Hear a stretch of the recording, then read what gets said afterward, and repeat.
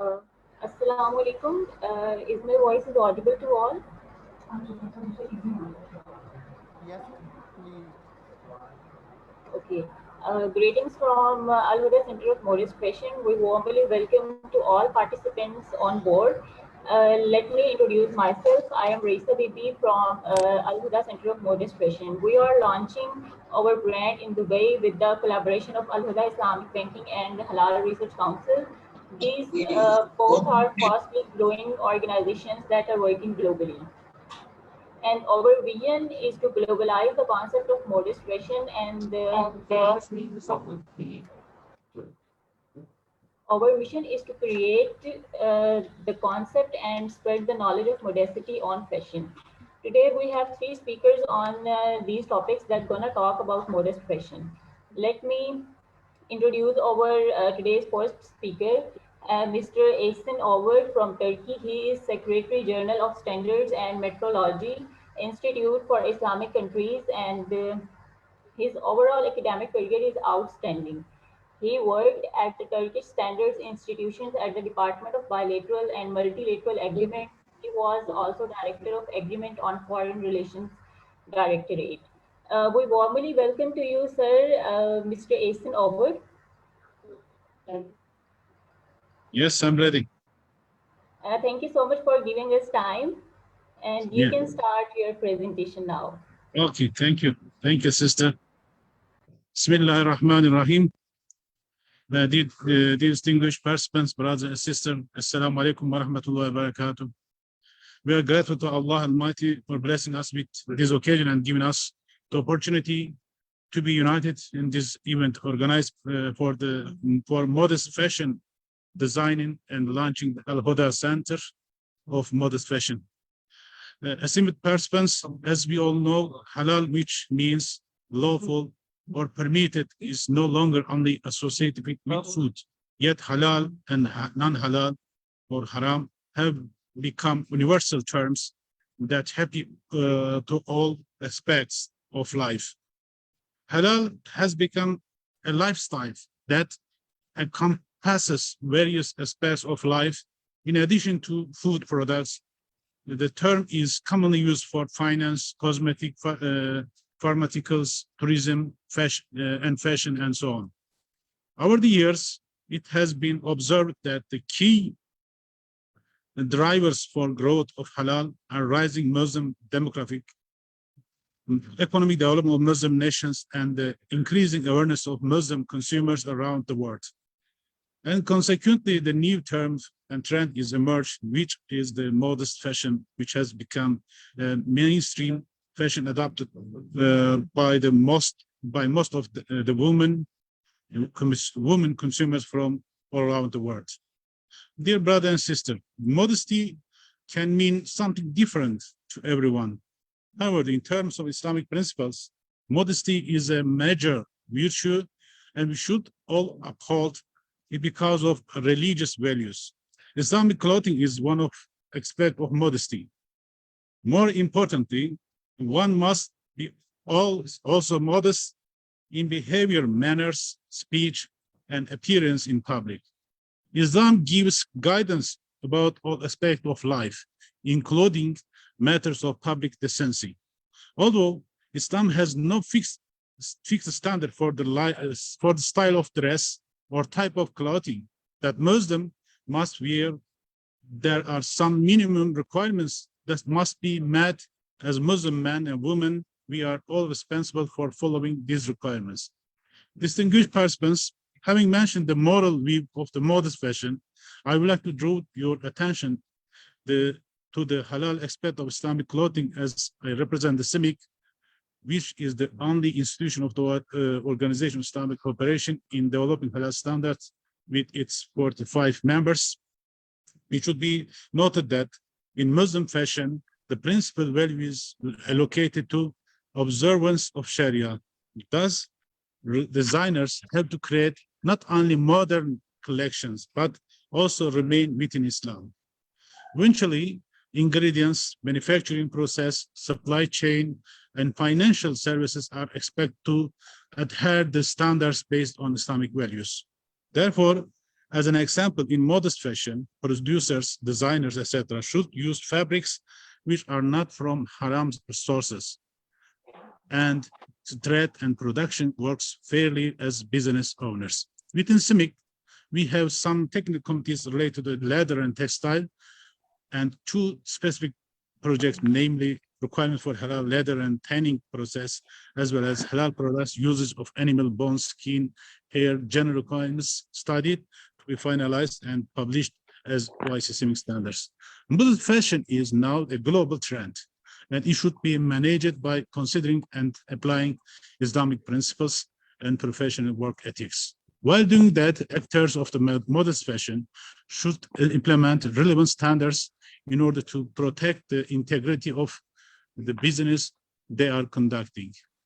As I have another urgent program, Mr. Yasin Zulfikaroğlu, as expert from CIMIC, will make a comprehensive presentation about CIMIC and its activities related to the halal issues.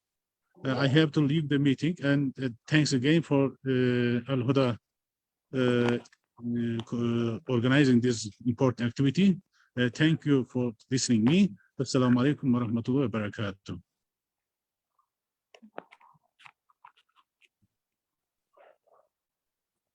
Yes, Mr. Yasin. Okay, assalamu alaikum. For your kind insight. Okay. Mr. Zubair? You may continue. Thank you very much. Okay, okay, I will continue with the presentation then. Okay, I will just need to share screen. Okay. Okay, you are the co-host. You can share Okay. the screen, please. Okay, I'm just doing right away. Yes. I think you can see it, right? Yes, yes. Okay. Yes.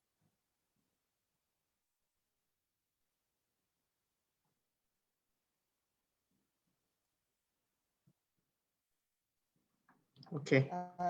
Brother Yasin, can you Yes. share your presentation? Actually, you shared the screen after webinar. If you share the presentation, then only the presentation will be shared with the participants. Okay. Yes, this is right now. Yes, thank you very much. It's Please okay. continue. Okay. Okay, as Mr. Isan explained, I will just introduce please. CIMIC. Okay. Okay. I'll just introduce CIMIC. Therefore, you will have information about our activities and who we are, who are we attached to, and how we work, and also how we are related to modest fashion in terms of standardization. So let's start with OIC. OIC, as you know, Organization of Islamic Cooperation is the second largest intergovernmental organization after the United Nations. Was established in 1969, and with its 57 members, it represents the collective voice of Islamic world. And there are many institutions and sub-organs and under OIC. CIMIC is one of them. We are also a treaty-based intergovernmental organization, but our area of work is related with standardization, metrology, and accreditation. In 2010, CIMIC was established, and our headquarters in Turkey, and we are not a conformity assessment body, and just preparing standards for in every subject that the Islamic world needs. So main objective of CIMIC is to prepare OIC CIMIC standards in the first place, and then we try to achieve uniformity in our members' activities, especially in standardization, metrology, and laboratory testing. And as CIMIC General Secretariat, we provide technical assistance to our members. Also, we act like a bridge between the developing ones and the developed member states. So also we like to establish a conformity assessment scheme, which are based on OIC CIMIC standards. And the story of CIMIC goes back to the first idea, 1985. Until then, until 2010, it took a long process to establish CIMIC because of the governmental ratification issues. And then in 2010, officially, we were established with 13 members. And now we have reached 45 member states, 42 full and 3 observing members. And CIMIC with these values stands a powerful and strong institution of OIC. We have regulations, just going fast, like statutes, rules of procedure, and internal regulations, and especially for standard preparation, we have. Up to date, we have 42 full and 3 observers. You can reach our member states in our website, Turkey, Pakistan, Saudi Arabia, Tunisia, Iran, all members of CIMIC, Malaysia, Indonesia, and we cover most of the 57 important economies of OIC member states. So our vision and mission, we want to create a quality infrastructure for our members, which will help, we believe, to improve the economy and welfare of our member states. And for that, we develop quality infrastructure by establishing uniformed activities in standardization, metrology, and accreditation. So this is our mission. And we have a new plan started 2021, 2030, 10 years strategic plan with regards to our members' needs, especially for developing, as I said, the quality infrastructure. And this is the strategic plan details. So all we stand for is CIMIC standardization body. So we have to define correctly what a standard is, because even for, as Mr. Ihsan explained, for modest fashion or the materials we used, okay, in our daily life, because standards are a part of daily life. So anything that we use needs to be standardized. So therefore, we have to know well about what a standard is, because we see, especially in the conformity assessment, it is called a standard that an organization is using to assess another organization. But indeed, that is just a document, not a standard. So a standard is a document which should be prepared by consensus and should be approved by recognized bodies, okay? And many different stakeholders related to the scope of the standard should be a part of the developing process. And a standard is for common and repeated use, and it is voluntary. So basically, we can say a standard is a document that defines the musts of a product or a service or a process, we can say like that. So as you see, and this goes for CIMIC as well, consensus is of stakeholders is very important.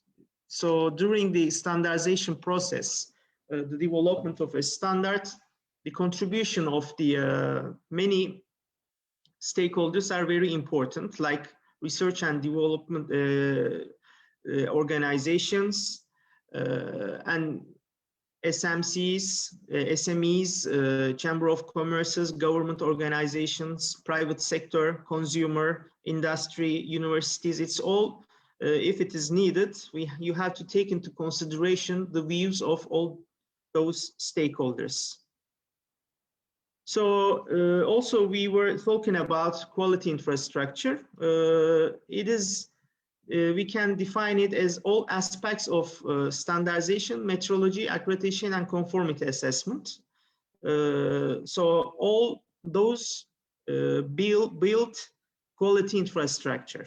So in a country, if you like to have a good quality infrastructure, you have to develop, and you have to have a developed standardization infrastructure, metrology infrastructure, accreditation, and conformity infrastructure, so that the product that you are producing in your country can compete in the international arena. So this is what quality infrastructure is. Without missing, if one of these pillars are missing, your quality infrastructure will not be complete.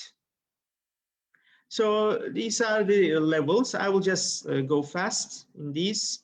We have national level, international level, and at the end, if you fulfill all those parts, you will have a good product which can compete with the other countries' products.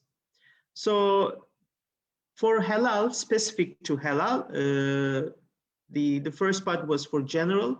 We are trying to construct halal conformity assessment. So with this purpose, we are providing standards development. Okay, OIC CIMIC standards are there, developed by member states of OIC for the use of all world, okay, who are in need of using that standards. And certification also should be according to the standards is said. We have OIC CIMIC 2 standard for certification bodies, and accreditation, the assessment of certification bodies, whether they are competent enough to perform certification. So we have the rules for accreditation bodies as well. So all those pillars build halal conformity assessment. And this is the OIC global halal quality infrastructure that we want to establish. This is an ongoing project. Inshallah, when we succeed to complete this, according to CIMIC standards, all the aspects of the halal quality infrastructure will be fulfilled, and this will help especially all member states to increase the trade without losing efforts in duplication of certification. So one certificate will be enough to be recognized all CIMIC member states. So this is the basic rationale behind this project. So as you see, this is also an example. At the heart of this table, you can see the standards, okay? Standards is the critical point, that you need standards for each activity, for each product, and you need standard for certification. How to certify, there should be rules for that. This is OIC CIMIC 2. How accreditation bodies will perform their activities, OIC CIMIC 3. Bottom line, the standards is essential for the halal quality infrastructure. So this is the halal chain, we call it. From it starts with the customer needs, okay, and as you see, raw material, we have standards, and for manufacturing, you see, you have to manufacture according to standards. Also, you have to certify according to standard. Therefore, you imagine the manufacturing of a textile product, okay, which can be used by modest fashion designers. So each should be according to the standards. So this is how we touch to the life of our members, Muslim world as CIMIC. So in every aspect up to the end user, okay, which includes distribution of the goods, storage, labeling, inspection, all should be according to the standards. So this is a basic summary of our system, okay. We have product and service standard like OIC CIMIC 1, halal food, and certification bodies standards like OIC CIMIC 2, and accreditation bodies standard OIC CIMIC 3. So you will produce according to the product and service standards. The certification body which are in compliance with the OIC CIMIC 2 certification body rules standard will certify the products and services according to, again, CIMIC standards, and the accreditation body which are in line with OIC CIMIC 3 accreditation body rules will accredit the certifiers according to OIC CIMIC 2. This is the basic system that we are trying to build. So with this, we have traceability, increase of consumer trust on halal, mutual recognition, and diminishing technical barriers to trade. Because as you see, multi-certification for the same product, if you want to export to one country or another country, they all require again and again the certification. So with this system, we will minimize this need, and one certificate will be a passport, you can say, for any country who would like to purchase that product. So this is the our aim.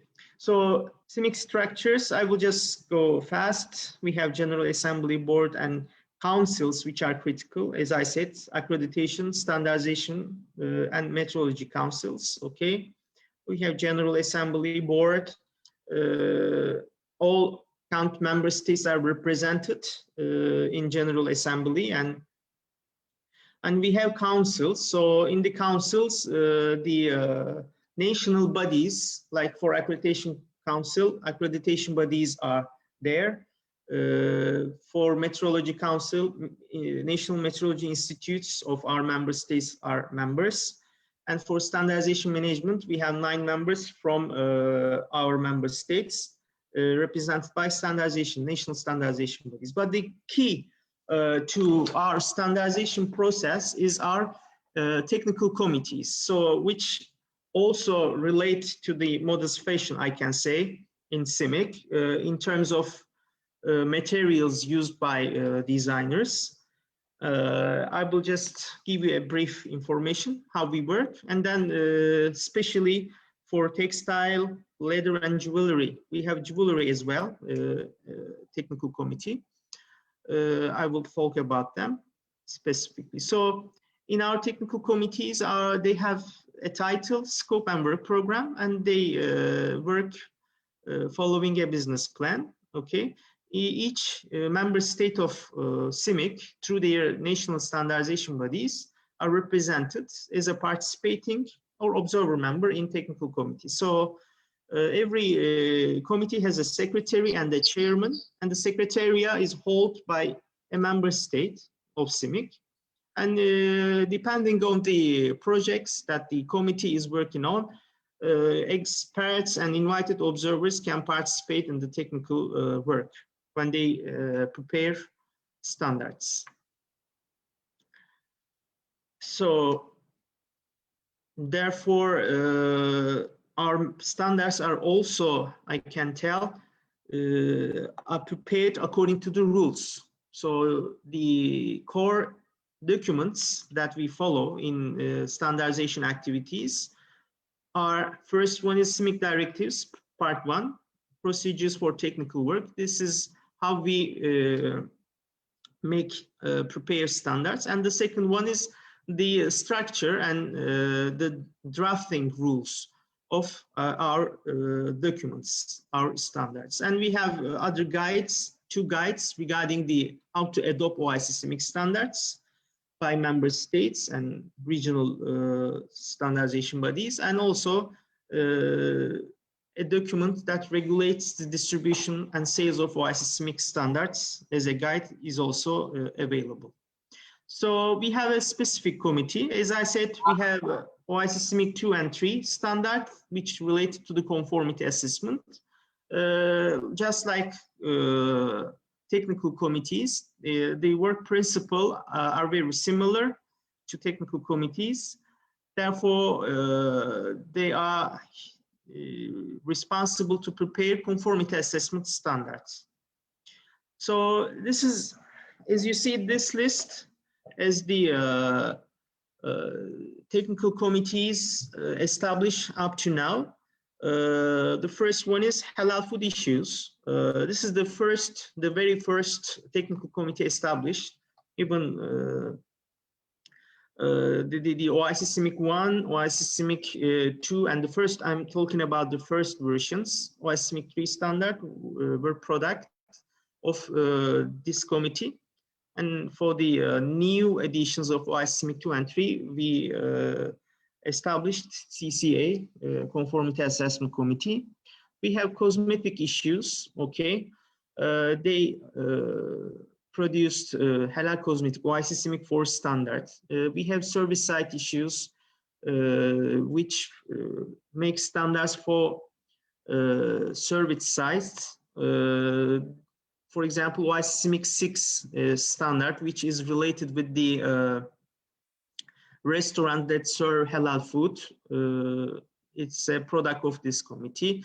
As you see, we have conventional and also focused on halal technical committees. TC4 is energy efficiency.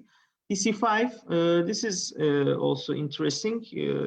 We have OIC CIMIC 9 standards, which is halal tourism services. It's a product of TC5. And agriculture products like saffron dates, we have it. Transportation also, it's conventional, but we have leather and tanning material, TC8. This is interesting, as you said, as I said. Also, Mr. Isan mentioned in his speech. This committee is working on leather and tanning material specifications and usage of hair and skin in products. So they take, this project is about the halalness of leather products. So it's, leather is a part of course, we know the clothing or the purses or the accessoire that accessories that we use in fashion designing, modest fashion designing, we all know. So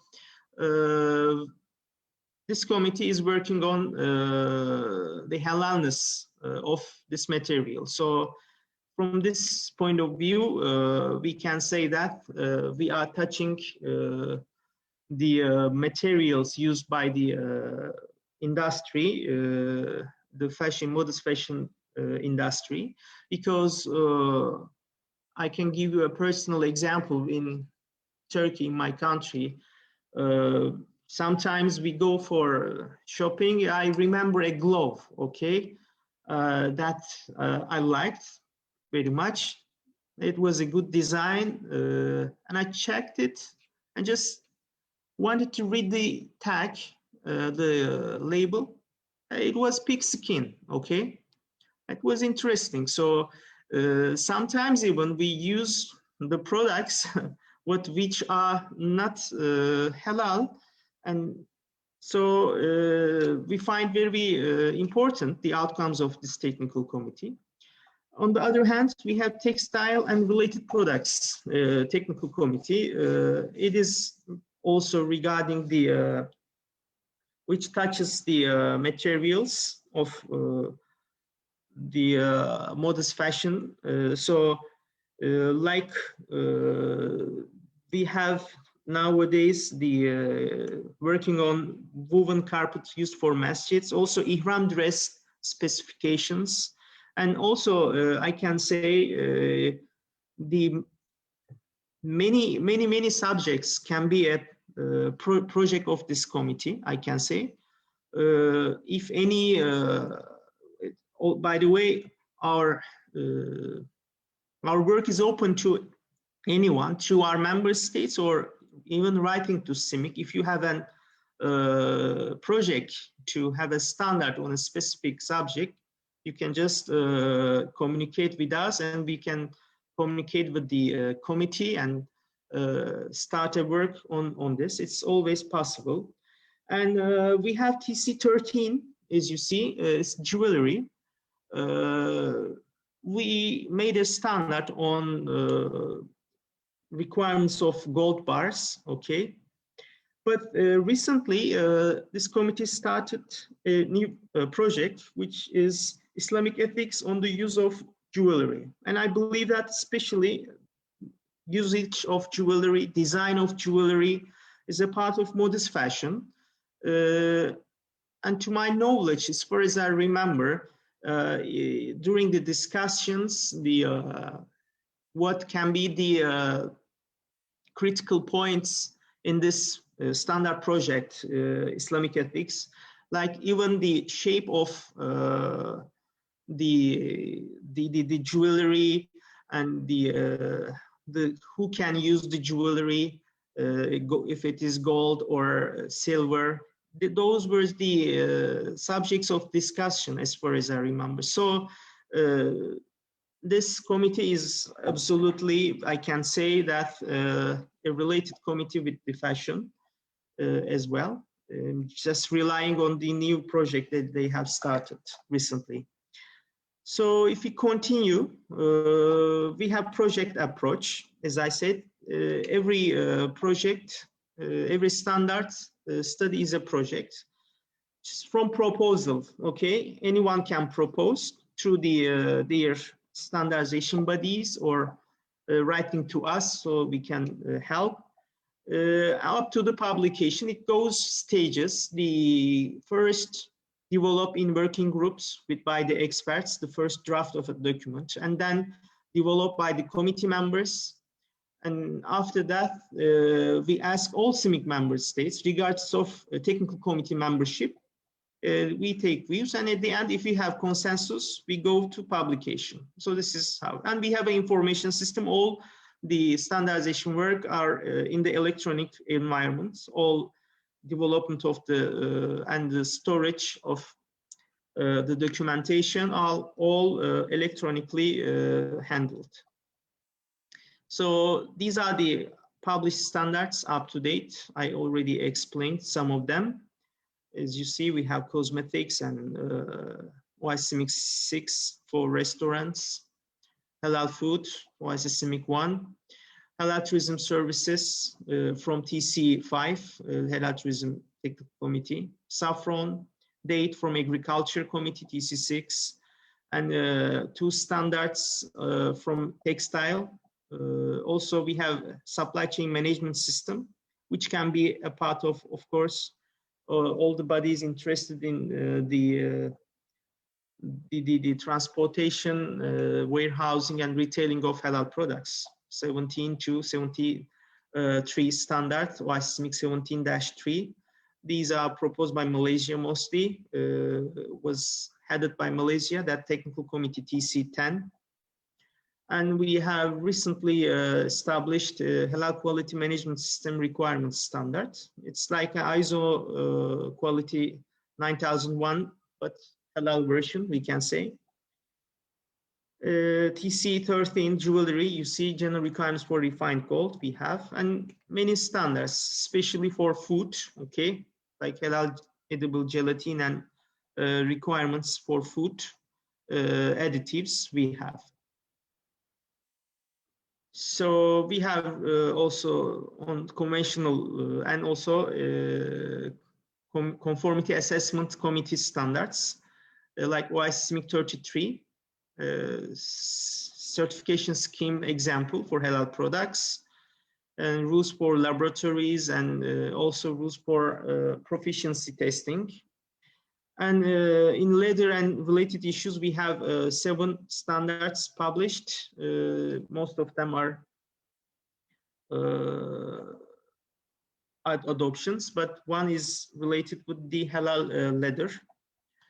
And this is our approach when we issue our standards in terms of Islamic rules. Okay, we find it very critical that Islamic rules, and especially we work with International Islamic Fiqh Academy, which is a part of sub-organ of OIC. So they are part of all standardization process in CIMIC, and we take our standards as technical documents, not fiqh documents. So according to us, again, all the halal related conformity assessment, the development of standards, the accreditation should be owned and directed by Muslims. So this is the critical point that we see, and we see halal as a sovereign issue of Islamic Ummah. So this is I already explained, just some details. Basically saying we integrate the international standards plus Islamic fiqh rules all together.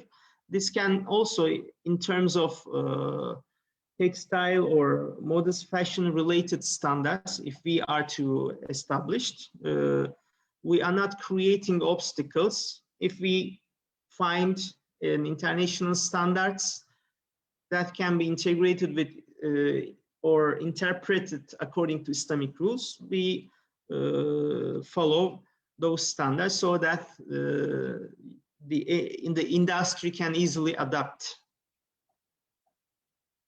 And this I already explained, the standards. Again, as you see, it's the Islamic fiqh rules plus ISO standards, technical requirements taken from ISO standards. So this is what OIC CIMIC 1 is. It includes all food chain. OIC CIMIC 2, as I said, rules for certification bodies. 3 for rules for accreditation bodies.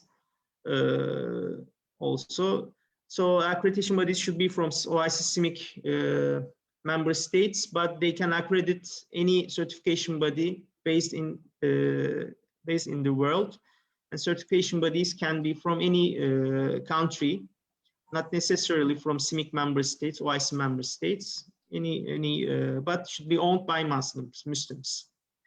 For cosmetics, I think I just go fast because I explained these are the details. So I think I'm about finished.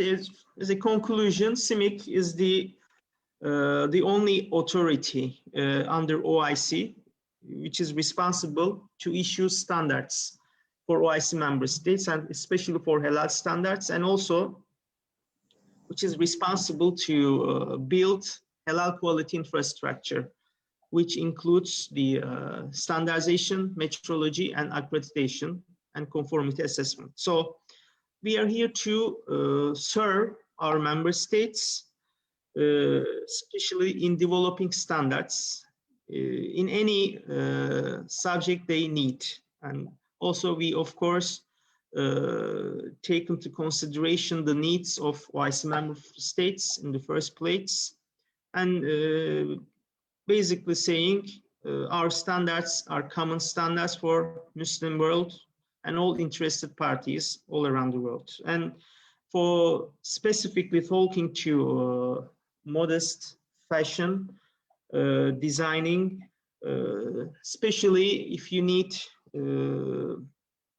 as Mr. Isan said, if you produce, manufacture products for the use of Muslim people, this can be this can be clothing or anything.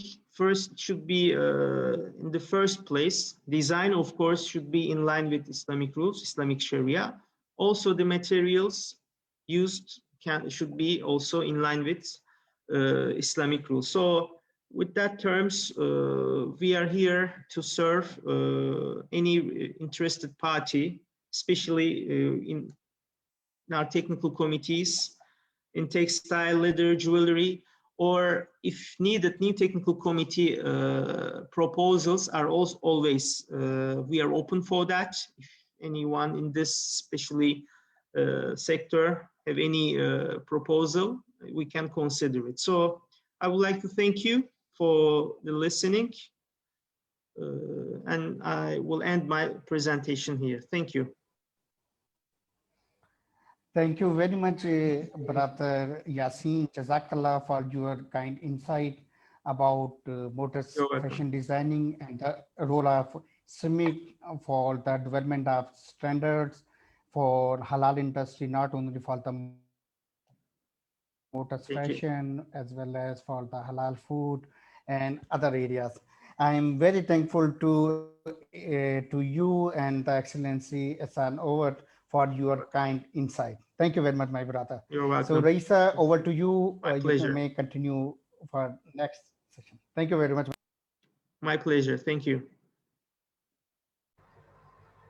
Thank you very much, Mr. Yasin, for joining us and shared your amazing knowledge with us. It's an honor for you. It's an honor for us to have such an insightful session from you. Thank you very much. Now we have another speaker, Franca Soeria. She is the modest fashion expert from Indonesia. She is Chief Executive Officer of Marca by Marca Mary, and the co-founder of Council of Modest Fashion. That is non-profit organization with other modest fashion experts from different parts of the world like Russia, Africa, Asia, Europe, Middle East. She is the author of books and career mentor. We warmly welcome to you, Franca. Thank you so much for your precious time. Hello, Assalamualaikum for everyone. Thank you very much for having me. I'm very honored to be invited. I have here the presentation from Mr. Yasin. I think I can say I can speak about modest fashion from the pop marketing side, what we have done so far, and then to find out about the whole map of the industry. I think I need to review from beginning on how we succeed until we are in this stage. I will share my presentation. Okay, 1 minute. Okay. Okay, I think you can see, right? Okay, so from beginning, my topic is gonna be modest fashion development and opportunities. We will review from the past, okay, what happened with modest fashion before. Is modest fashion in the past, we only speak modest fashion is only for, it means Muslim fashion, hijab fashion, only for Muslim. So I have been in this industry, I can say from 2010. I was a journalist before in one of the biggest media in Indonesia with 1 million readers.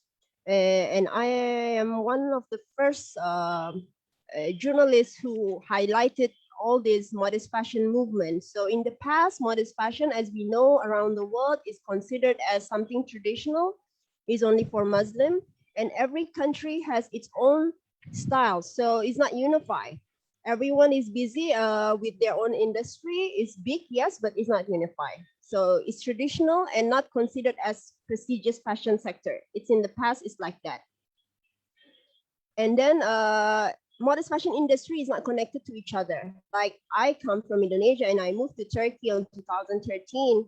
At that time, where I realized, Turkey doesn't know much about Indonesian fashion, and also Indonesia doesn't know that Turkish modest fashion industry is that huge.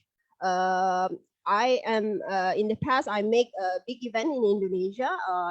We have 40,000 people coming, and we are very busy with our industry. We thought we are the strongest until when I move, and then I realized how is the map, and then I have a startup. It's called AlHuda.com.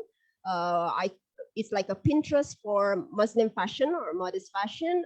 So at that time, I know brands around the world because I asked them to join the platform to upload their catalog. So what I learned is we are not connected to each other. We don't know the potential of each other. So from that startup, I know everyone, and I also met a lot of community around the world. And then I find out there are so many cool initiatives from around the world. It just people don't know about them. as a in a global way. Like they are maybe famous locally, but not in other country. And also modest fashion hard to get spotlight in mainstream fashion media because, you know, in the past, the concept is if you are exposed, if you're wearing, you know, more open clothes, you are considered beautiful. So, you know, modest fashion is a new concept where we tell people you wear something covered and you look pretty. So this is a new concept that people not yet understand in the past. And then also modest fashion not considered professional enough. I noticed when I did the startup, I made a lot of events, for example, and so many initiatives, but it's not really that professional in terms of the standard. I can say like this because I came from mainstream fashion. I wear hijab until 2013. Before that, I involved in mainstream fashion. I go to Milan Fashion Week and those things. So what I learned is not that standard yet. It's not that standard yet in the past. It's not that professional yet. For example, the model standard and then how you present the event or the branding and everything is not that professional yet. And then is the modest fashion also not considered fashion enough. So there is in one of my events, for example, we asked the fashion magazine to attend, and then at that time on 2016, they are not really familiar with the idea that covered clothes it's cool. So they were very hesitant in the past. They say, "I will try to come, but I will stay only 5 minutes." They say like that, and then what happened? With a good presentation, you know. We managed to make them happy. We managed to impress them, and then they say, "I will stay until the event finished." So it's all about how you present the products. You know, we did a lot in the past, but the way we present modest fashion is not fashion enough. It's not professional enough in the past. And also in the past, of course, modest fashion could not influence the global trend yet. I think we can see how in the TV we are bombarded by the idea of, you know, open more, you know, put more, you know, more like covered. Covered is not cool and those kind of thing. Like I can say like this because I am from the mainstream fashion. I like to wear covered clothes in the past, even though I didn't wear hijab yet. At that time, I get so many pressure on me, and they say, "Franca, why you always cover yourself? You look very traditional. Those things, those things, those things." Because why? Because the TV, the media, show us that modest fashion or wearing something too covered for women is not good. It's not pretty. It's not trendy. And then what happened now? Now is so many different, so many things happen. Like now, you know, with I can say why we managed to change all of this is because of the collective effort. Like we know on social media how the influencers trying to show the looks, how the brands trying to create brands that is actually fit with the modest standard, and then how the initiator or organization trying to do something, you know. So it's a collective effort, you know, like how we package modest fashion as a new style. It's a new style. We say modest fashion is for everyone. Yes, there is Muslim. Is a Muslim. First is led by Muslim, but actually modest fashion or wearing covered clothes is for everyone. Hijab is a part of it. So there is also modest fashion without hijab, but it's covered clothes. It is properly covered. We introduce it as a style. So with this formula, modest fashion is widely known worldwide because it gives the idea that, hey, wearing covered clothes is also can look cool. I see from the samples in social media, it's like this. I see the fashion show is like this. So I met, for example, a lot of women in Italy. They are not Muslim, and they say they love the idea on you know, of modest fashion because they said they like to wear covered, but it wasn't considered cool in the past, so they are hesitant. Now with this movement, women feel empowered. Like if women can choose to wear or mean women also can choose to wear covered clothes modestly. So this new idea becoming the fashion, and then is a new idea that grabbed by big brands, mainstream brands, and then they love it. They say, oh, there is a new way to look cool, which is to create covered fashion or modest fashion, and then it becomes trend everywhere. And now modest fashion industry is connected better. There's a lot of initiative. One of them maybe my events, the fashion weeks that I do is one of them.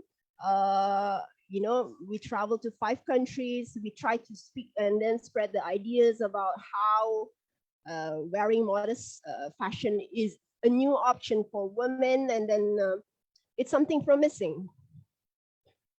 As you know, it's got huge coverage, huge coverage. Our first event in 2016, it got, I guess, we are featured in New York Times, Guardian, Business of Fashion, Vanity Fair, so many, they see the sample, they see, yes, it's a new idea, look cool, and then I agree with you, and then I support you, more like that. And then influencing mainstream fashion trends, as you know, we talk so much already about DNG Abaya, now we have also Tommy Hilfiger doing, and all the hijabi models started to show themselves, it started to be considered as high fashion. And the influencer itself now started to have, bigger recognition, no longer community influencers, but they become global influencers. And then everyone is looking right now, modest fashion as the new market to dig in. Why I can say like this, I have a lot of mainstream brands, global brands contacting me, asking me to consult them. I see everyone is trying to enter modest fashion with their way, either with their own reason. Maybe some of them, they just want to get profit on it. They want to be profiting on it. The other one is just to join the trend with their own reason. But it's a lot. It's a lot, from everywhere around the world. I mean, because even the sports one, already, we got Nike, we got Adidas, but it's not only that, luxury and everything. I also now, I also now advising for a big mainstream brand who wants to join this industry. So what actually we did so far is, as I mentioned before, we repackaged the modest fashion. If it's in the past, it looks traditional and not professional, we repackaged that and then present it in a professional way, in international standard. And then we also using our own modest fashion talents to be the main voice of the industry. We put them into a talk show. We put them in the, as a public figure to speak about it, and we also promoting this new style heavily on social media. As I said, again, it's a collective effort. Like some people do on the serious side, for example, they do regulation and those things, but me 100% on the pop side. We have so many influencers that we helped in the past. They were just newcomers. Now they are becoming the biggest voice of the industry, and then they started to be the face of the luxury brands and everything. And also, we try to be united. If in the past there is a missing dots, people don't know each other, we try to connect them. As I say before, mentioned by Risa, we have Council of Modest Fashion. Is actually basically we are a group of people who's like enthusiasts with the fashion industry. We already here for a long time. As I say, I'm 2010. When Hana Tajima Uniqlo not yet famous, I'm already friends of Hana Tajima, and other people also the same. There is one from Russia. She's also the first one who started this. There is from South Africa. There is South Asia. We just people who enthusiastic with this industry and trying to kind of guide the talents in the industry with what we can do. It's a non-profit organization. So what is actually the threat? I'm talking about the glory. I talk already about the glory. What is the threat? The threat is we don't want modest fashion to be just a trend, because trend sometimes it's very booming, and then after that people consider it's as old. We don't want. Why? Because if it's a trend, that it means we are risking also a lot of brands or talents that's already dedicated for this industry. That's why we always try to help them to be sustainable. We say don't use us only as entertainment, but try to involve us in the project, in a good project. And then when every big mainstream brands do modest fashion, the modest fashion brands cannot compete well. Of course, it's because of the funding, financial thing, or access. They don't have as much as it. And modest fashion is only seen as the new market.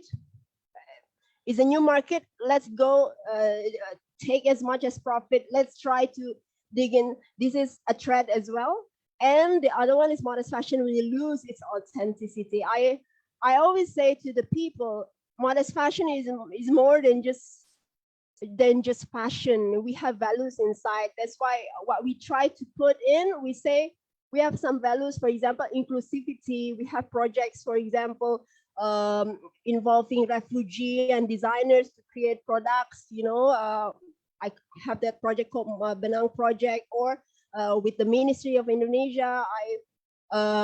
What we do in this pandemic, we try to connect them with the financial sector. So we choose the brands with good business, and then we try to connect them with investor and also incubate them. We teach them not only about design, but also about marketing, about export import, about how to do pitching, so many things. It's called Modest Fashion Funders Fund. It's a big success. We supported by national banks and so many venture capitals. Just why we do this, just because we don't want this to be just like it's a trend now, then it's dead, or it's just temporary. We want this to be sustainable. How to make them sustainable? Of course, we need to make the brands to be stronger. So what is actually the opportunity? Don't focus on the glitz and glam side all the time. Maybe we always be in the news right now. We can say it's pretty much easy to be on the news right now. We do something, but from our part, our concern is me and the council is that we need to build strong foundation for the brands. As I said, we try to think about their finance, their business. We try to help them. So many things that we do already. CSR, so many already, and then create stronger ecosystem with collaboration as the base. I think while we are on the peak right now, we shouldn't be competing anymore. We should, be together, because now we are the popular kid. Everyone wants to be in our shoe right now. If we don't, collaborate, and then, something will happen, I think. So that's why creating ecosystem is so much important. And then prepare the brands to be able to compete with mainstream brands. How to compete with mainstream brands? How to be, how to monetize better? How to do effective promotion and those kind of things. And also to remind again the community that this modest fashion is not about commercial only. It's about community empowerment, actually.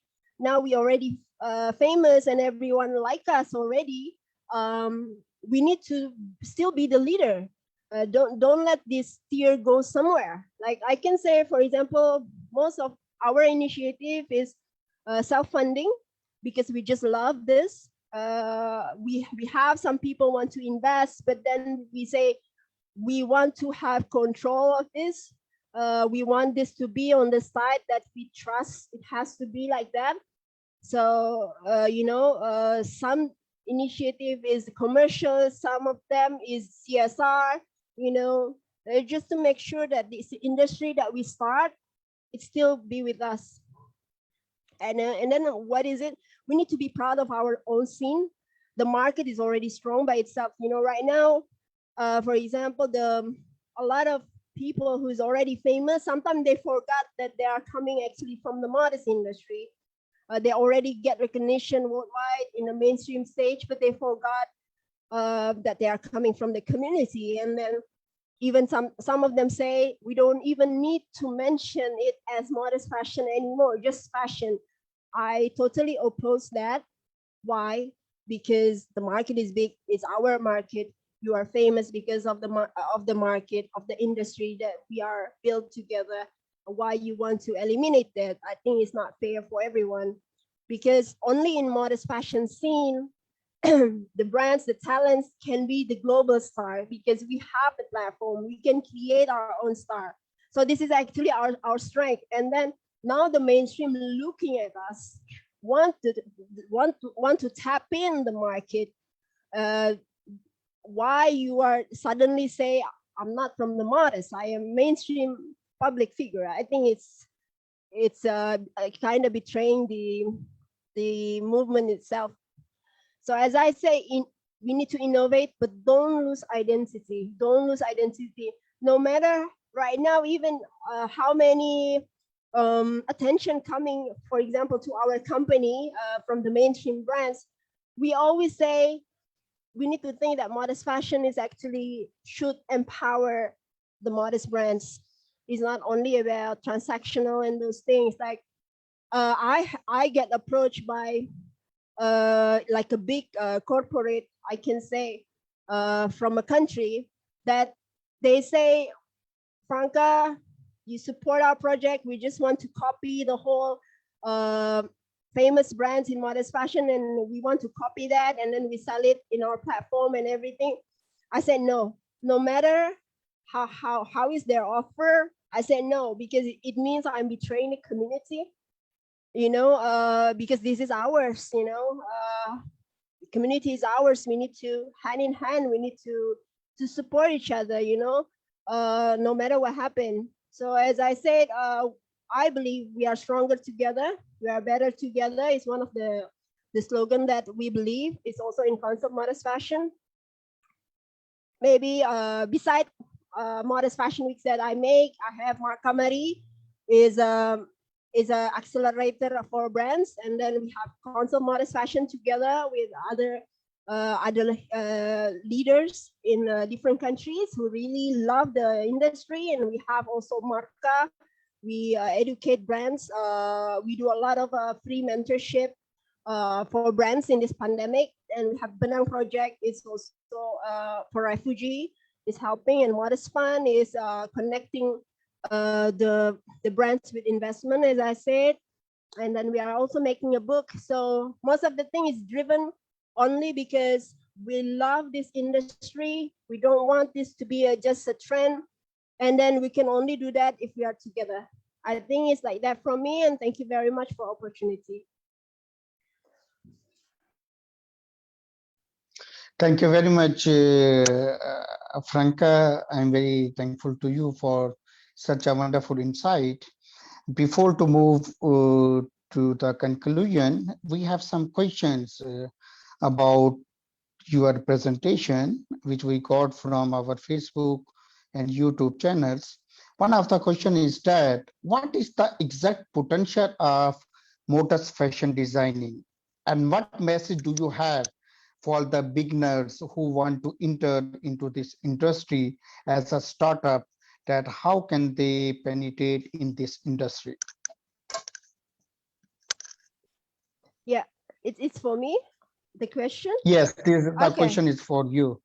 Okay, I think right now what you need to do is actually you need to, because right now I can say so many modest fashion brands out there. One thing that you need to remember if you're committed to do a brand is, please don't do it as a hobby, you know, because there's a lot of work behind the glitz and glam of the fashion industry. There's a lot of hard work, especially in, you know, as an entrepreneur.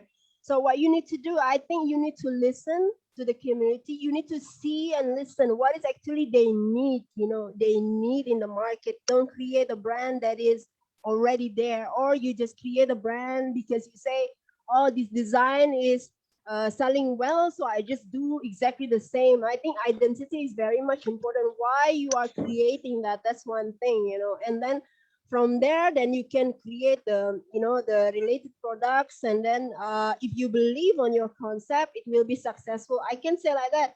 I can say we need to be the one who trusts our brand. When no one is trusting the brand, you need to be the first one who believe that it's going to be successful. Why you believe it? Because you believe people need this. You need to know what is actually the obstacles on it. For example, there is one brand who is saying, I want to create modest office look because maybe there is less office look which has modest designs. Okay, what kind of office look? Okay, maybe not like a heavy blazer, but more like a blazer, the suits that you can wear also for casual meeting and those things. So from that perspective, then you create something. Or someone is creating modest sportswear, but they say mostly it's too sporty. It's not too woman. It's too sporty as a woman. So I want to create modest sports brand, which is suitable for women. It means the looks can be worn when I go to hang out with my friends as well. It's not only on the gym. So I think from the reason, then you can create something, and you need to believe on it and then stick on it. That's what I can say. Okay, thank you. Thank you very much. Then there is another question which is also addressed to you. That would be the last question to you. There's one question at Facebook that what Islam says about fashion and utilization of the cosmetic for the females.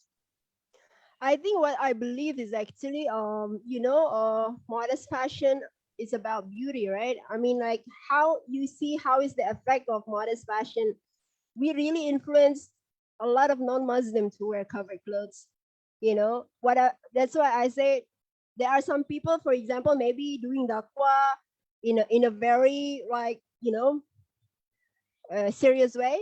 I can say, for me at least personally, modest fashion is actually a daqwa that we do on a pop way. We are telling people, hey, wearing covered clothes is better, or it's also looking good, and then how many people that I met, or designers or something. I have, for example, one friend from Japan, she's not even Muslim, and she said, modest fashion makes me want to create modest fashion, and I believe about that. And she's promoting in Japan, and then there is one brand, maybe I forgot, it's from US. He said, Franca, I converted because I see hijab tutorial.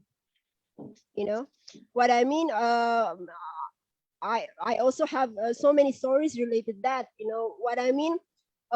Beauty is 100%. I think Allah loves beauty, and then modest fashion. That's why from our side it's like this.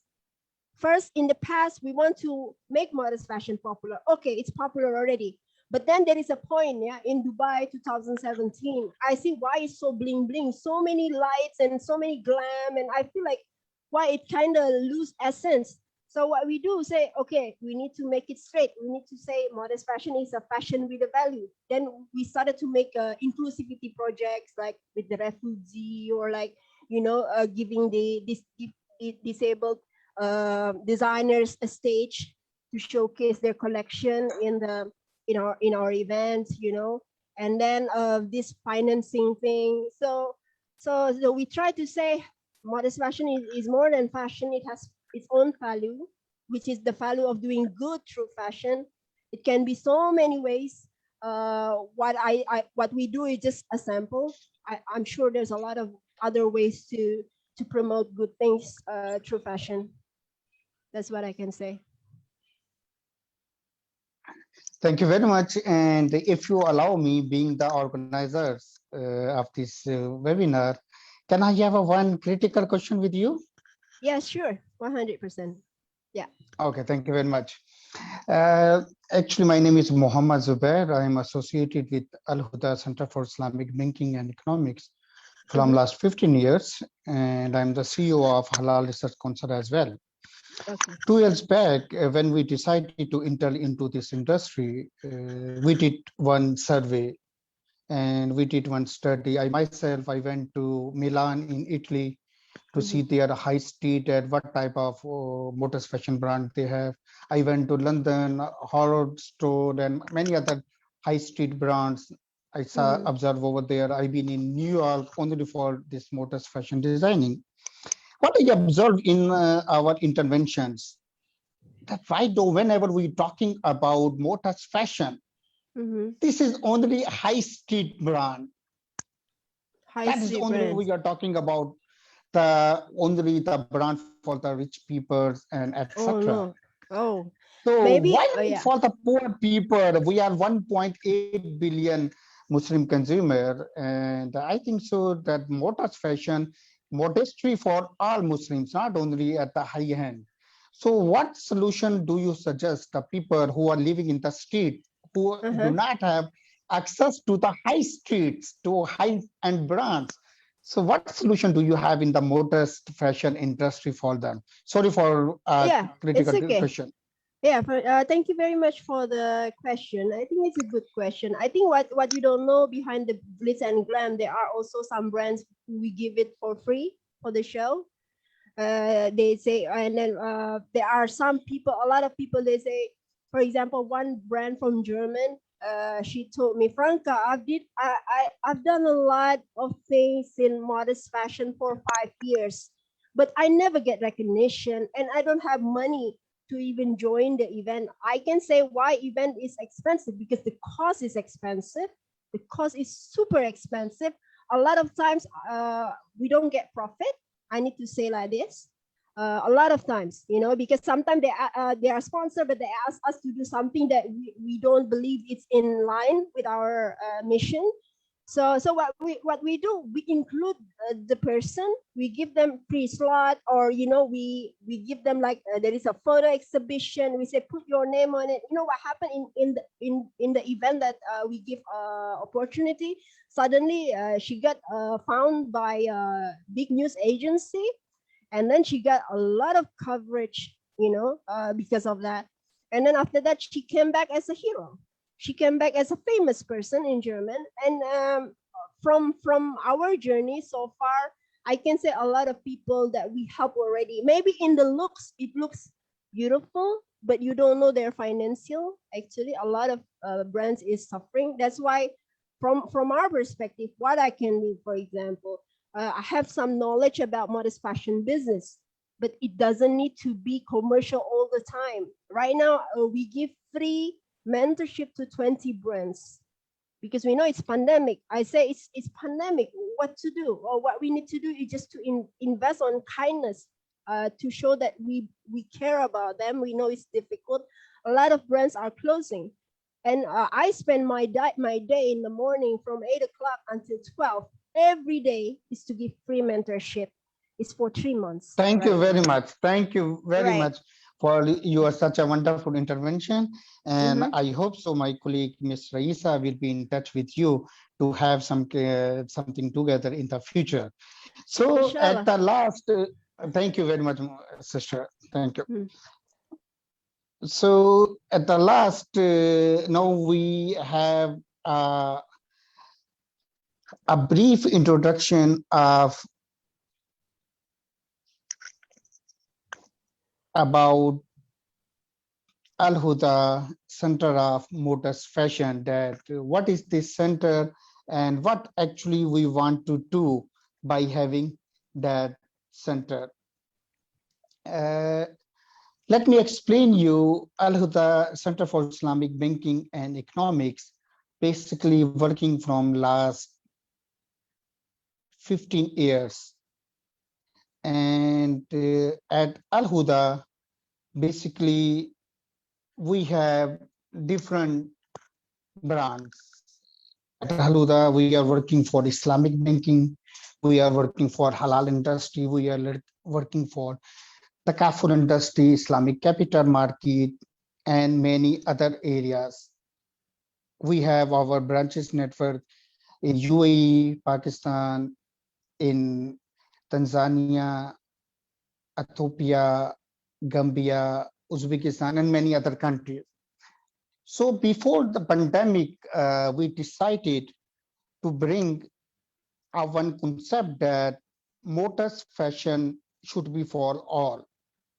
And we have to educate different fashion designing brand that what Islam says about modesty, what Islam says about the cosmetic, and how we can have a very good brands, very cost-effective brands for modesty and as well as cosmetic.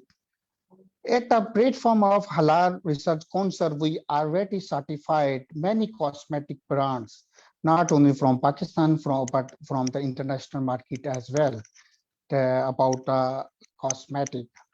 But we observed that there was a lot of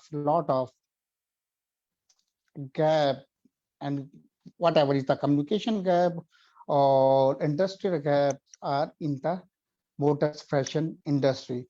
So we established that center. We got the lessons in UAE, and we just going to start that center with the joint initiative of AlHuda Center for Islamic Banking and Economics and Halal Research Council. And we, as you know very well, the global motors fashion design industry is growing very well. If we see that total size of global motors fashion in 2021 is about $322 billion. And the annual growth rate is very good, which is 5.1% per year. By the way, if you see the consumer side of the motors fashion, let me clarify, the motors fashion is not only for the female. The motors fashion is for the men's as well. And in the motors fashion, we have different types of products.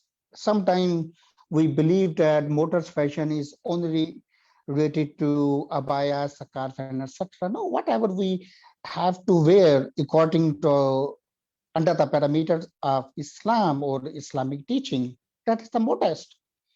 So the modest fashion designing industry is not for Muslim.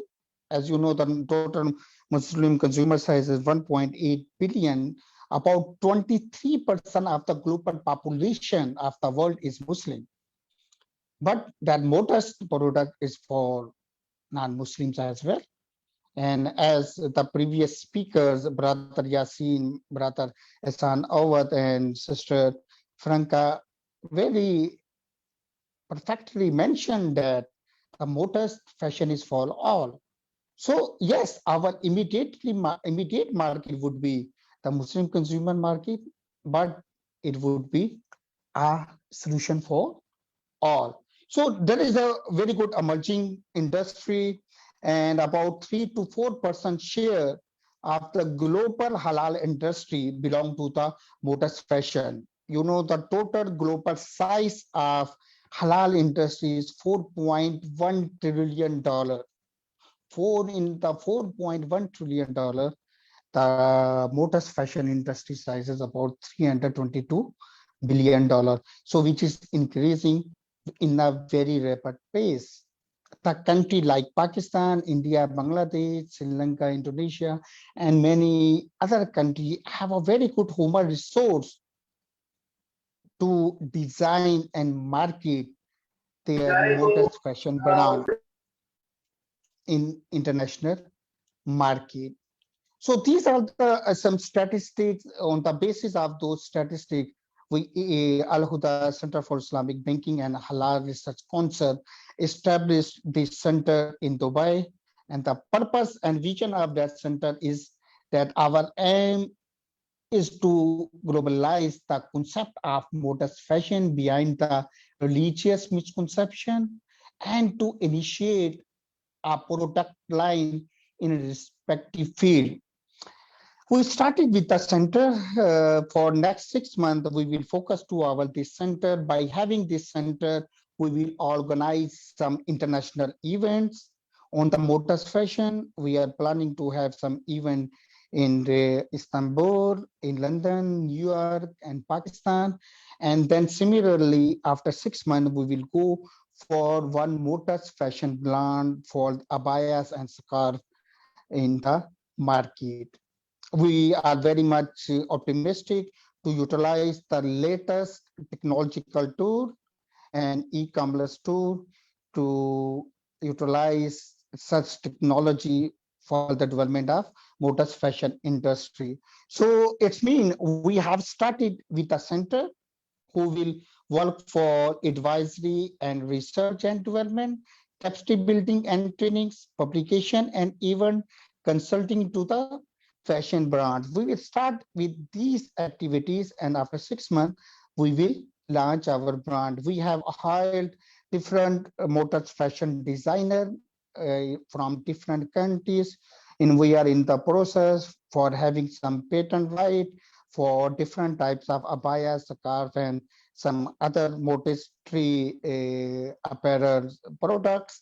And inshallah ta'ala, in a 6 month, we will have with a brand as well. So what is the size of the motors fashion?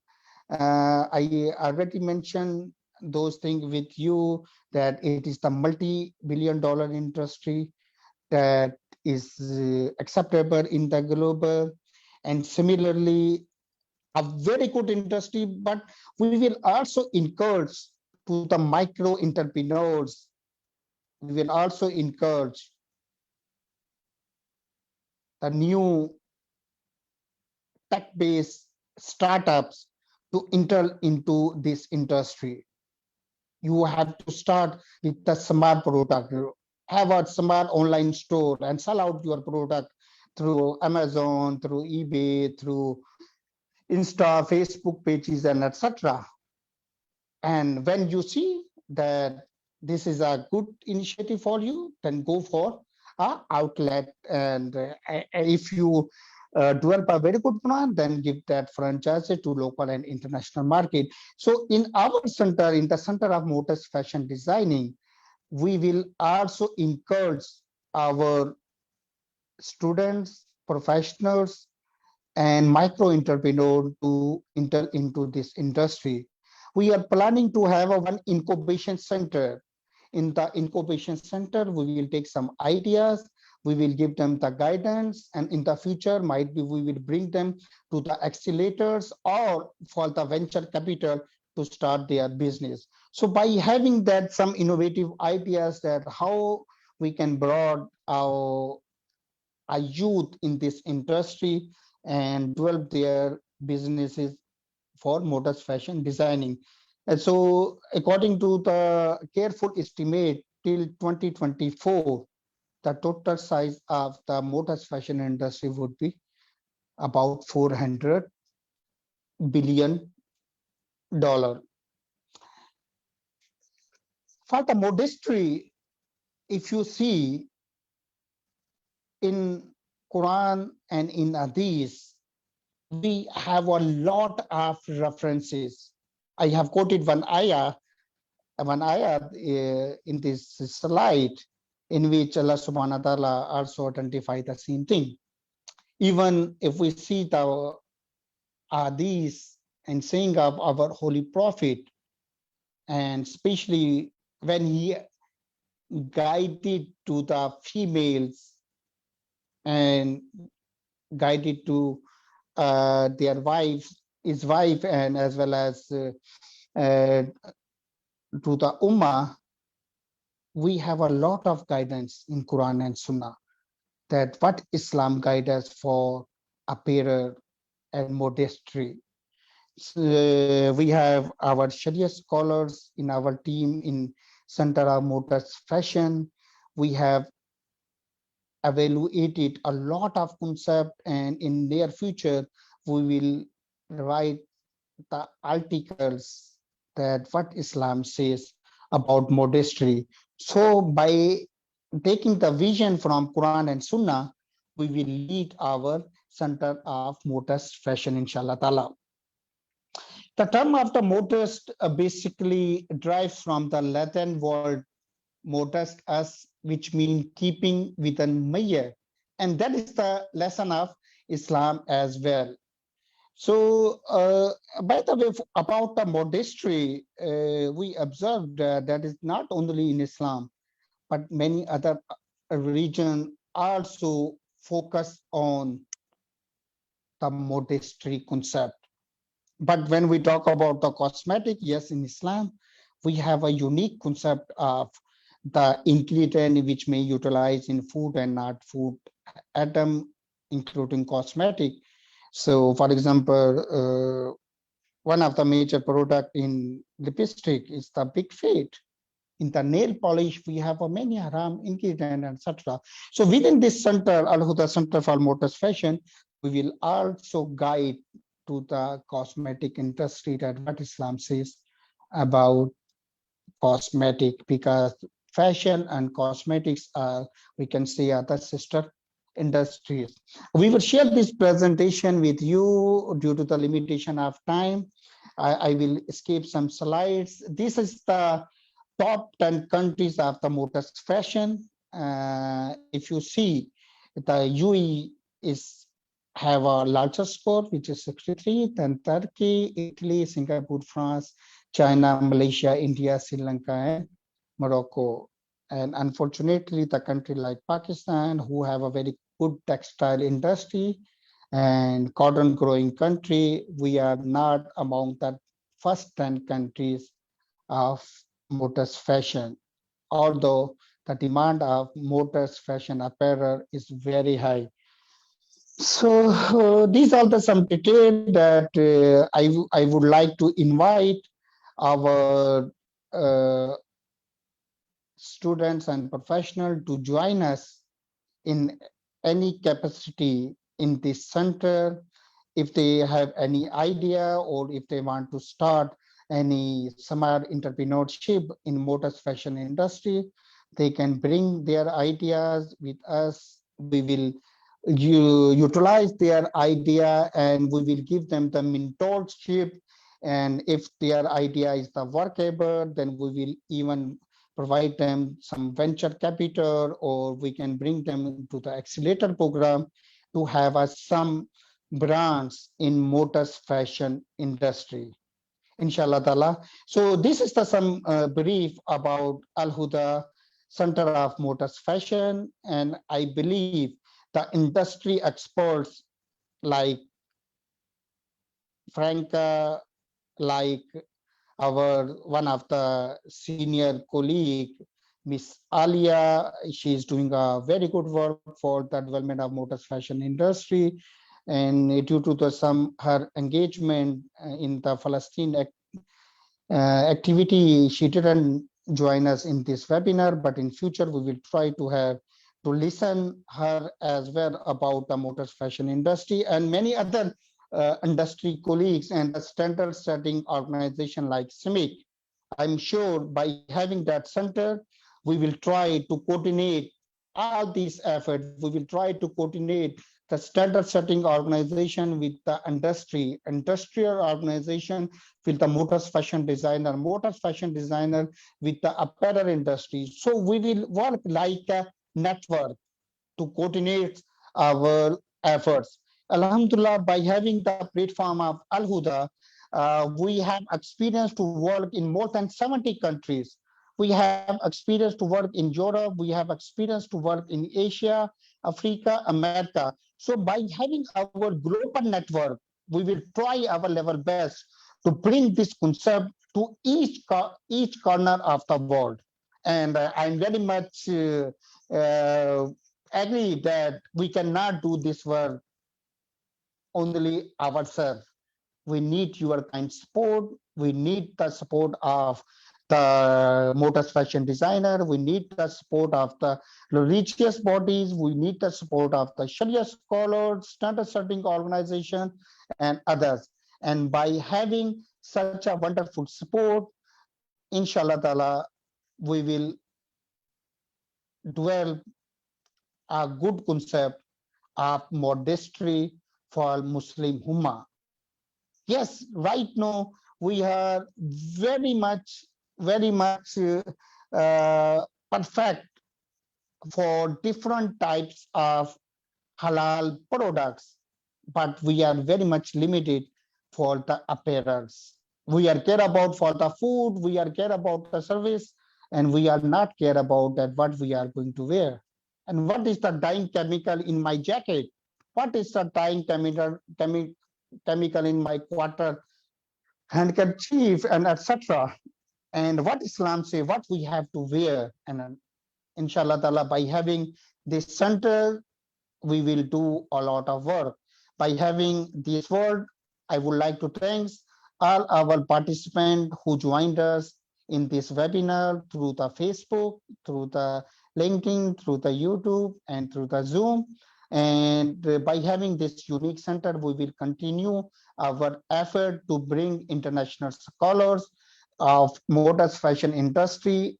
And we have started our work with one slogan, the modest fashion from high street to streets. We do not want that modest fashion will be only high street brand. I was in Milan, in Italy. I saw the abaya was about $5,000, $6,000. In Holland, in London, I saw the abaya 10,000 pound abaya, which is about 20 lakh Pak rupees. Similarly, in New York and many other high street brands, they have abayas in the thousands of dollars. What is our concept? To bring modest fashion from high streets to the streets. It would be the brand for a common man. It would be the brand which will be available in the each corner of the streets. So the Muslim, our sisters, daughters, mothers will have the opportunity to wear their modest cloth with the affordability. So we have started our AlHuda Center of Motion of Modest Fashion Designing with the slogan from high streets to streets. Thank you very much for kind listening.